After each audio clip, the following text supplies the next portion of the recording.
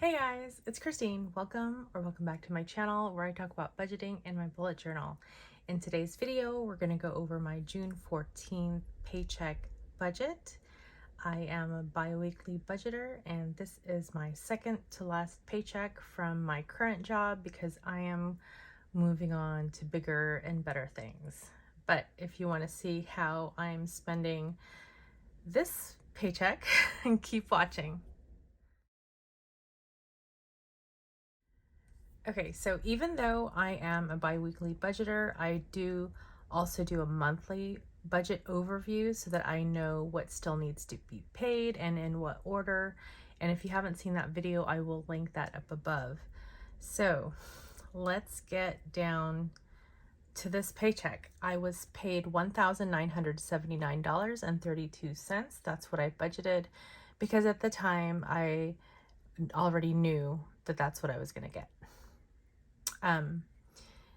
Yes, I had taken 2 days off and did not get paid time off for that. So yeah, that's why it's a lot less than like my usual paycheck is like 2,400. So anyway, so let's go over what I currently have in my bank accounts. I keep separate bank accounts for different functions. This is just a way for me to keep things separated and kind of organized, and I know how much money I have for each item. Let me explain. So in my checking account, in my G1 bank account, I have $547.13. This is what I use for my fixed expenses, so like my bills. So here we've got vision. I've already paid it over here. So vision at $37. Car insurance is $52, which actually increased to $61. Disney and Hulu is $5. Google is $2. Max is $10.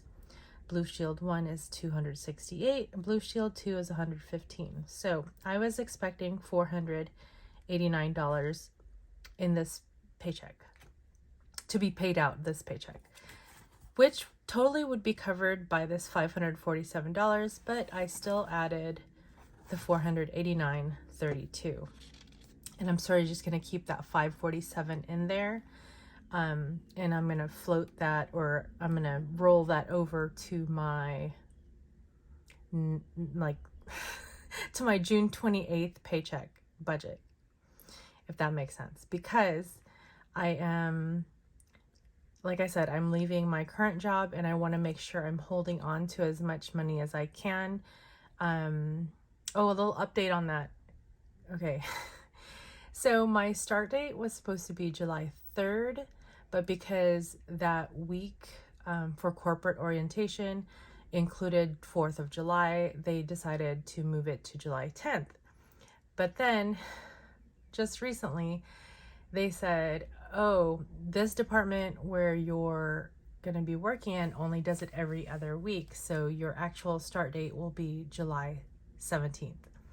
So that's, a little bit longer than I was expecting. So I am going to have to draw on the money that I have kind of saved up because I'm not really willing to spend more time in my current job than necessary. I'm already adding I'm adding a week to it as it is.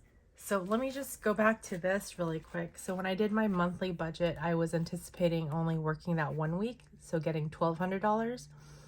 But you'll see in my June 28th budget, that will be more like $2,400 because I'm going to work another week, if that makes sense. But I'm not willing to work more than that. Got 1 more week and that's it. That's all they're getting out of me. Anywho, so for rent, etc., I've got $375.66 left in that account.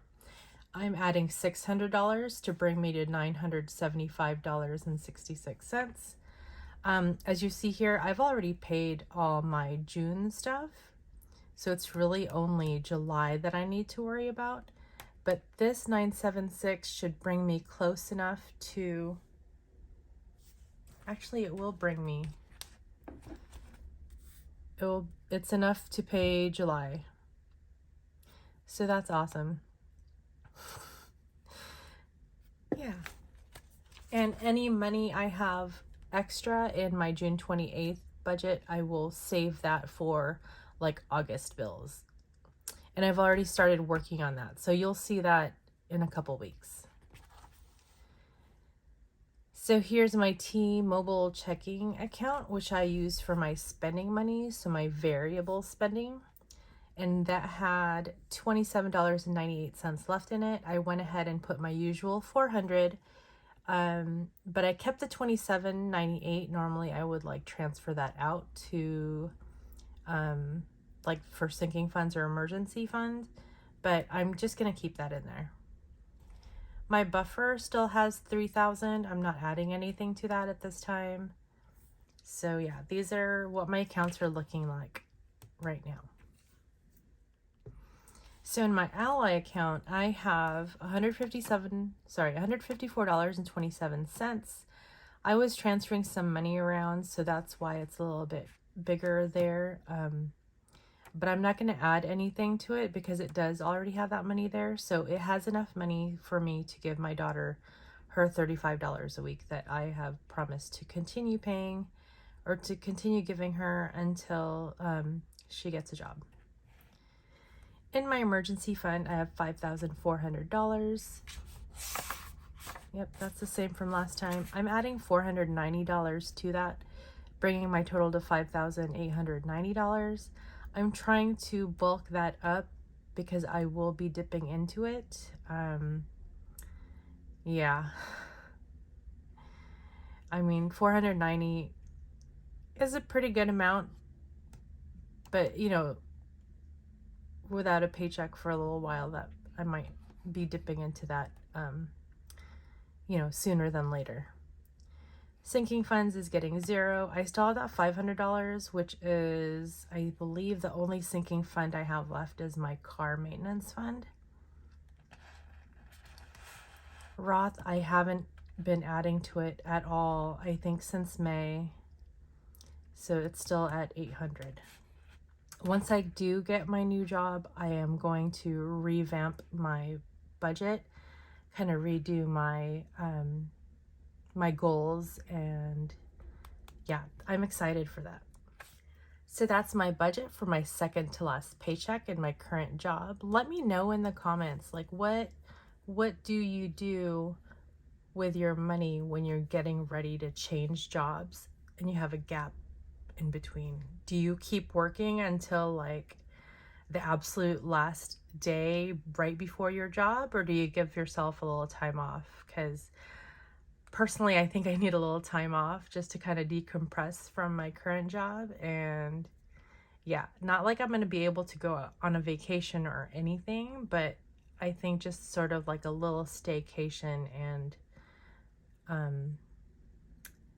getting myself ready for a change of pace. I think that will be very necessary. But yeah, let me know in the comments, and thanks for watching.